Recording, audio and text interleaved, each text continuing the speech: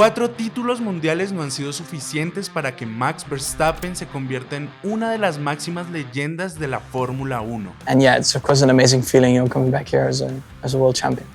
Nadie duda de las destrezas del rey actual e indiscutido del automovilismo mundial. Su capacidad de maniobra, su habilidad de manejo, su ambición competitiva, su velocidad y un carro que ninguna otra escudería ha podido igualar en años. Es una combinación que ha convertido al neerlandés en un fenómeno de resultados imposible de batir. Sus luces, no obstante, han sido opacadas por las sombras de una personalidad que no gusta al gran público. Catalogado de narcisista y egoísta, el individualismo que ha llevado a Verstappen a la cima ha sido el mismo que no le ha permitido conectar con todos los aficionados de la F1.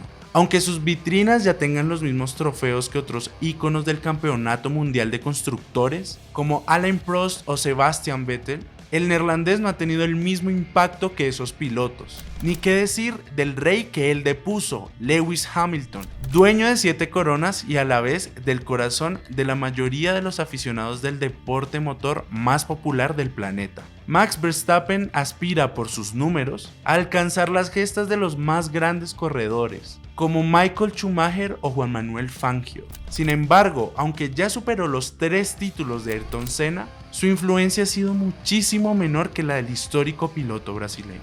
Mad Max es la viva muestra de que aunque los resultados son importantes, las victorias no son lo único relevante. Verstappen nació prácticamente con un timón entre las manos. A los 4 años ya practicaba en karts, buscando seguir los pasos de su papá, Johannes Franciscus Verstappen, más conocido como Jos Verstappen. Él también piloteó en la Fórmula 1 y de hecho fue uno de los rivales de Juan Pablo Montoya. La exigencia de su progenitor era brutal. Veía en el niño al futuro campeón que él nunca llegó a ser, aunque también apareció en la F1 como una joven promesa. Tal era la convicción del padre que dejó su carrera en 2003 para dedicarse de lleno a la educación del futuro fenómeno. Una presión difícil para un niño que estaba destinado por la decisión de su papá a la grandeza.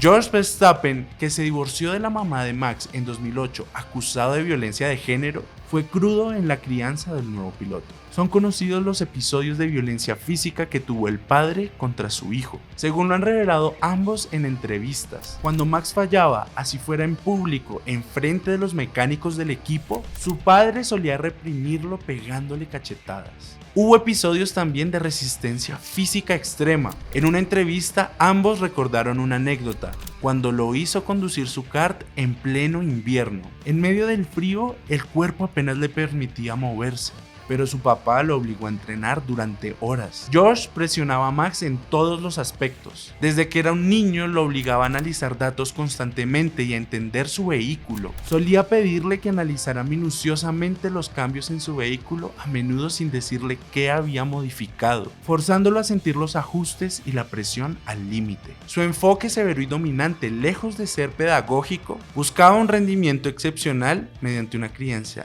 dura y exigente, que hoy en día, según ambos, fue el método que llevó a Max Verstappen a ser el rey indiscutido de la Fórmula 1. Producto de esa crianza cruel y pensada solo en el éxito, Max Verstappen forjó esa personalidad brutal que ha demostrado desde que llegó a la élite en 2015. El neerlandés, en ese entonces, ya tenía la determinación de que iba a lograr ser el campeón del mundo. Y desde entonces mostró que no le iba a importar pasar por encima de quien fuera, rebasando límites o ganándose la enemistad de otros pilotos, todo para alcanzar su objetivo. Fue por ese modo de competir que se ganó el apodo del piloto más odiado de todo el circuito. El día que cambió la historia para Max Verstappen fue en esa inolvidable carrera del Gran Premio de Abu Dhabi, la última parada del Mundial de 2021. Allí, en una maniobra todavía cuestionada, logró rebasar a Hamilton en una de las últimas curvas y logró su primer título del mundo. Ese fue el primero de los 4 que vinieron después,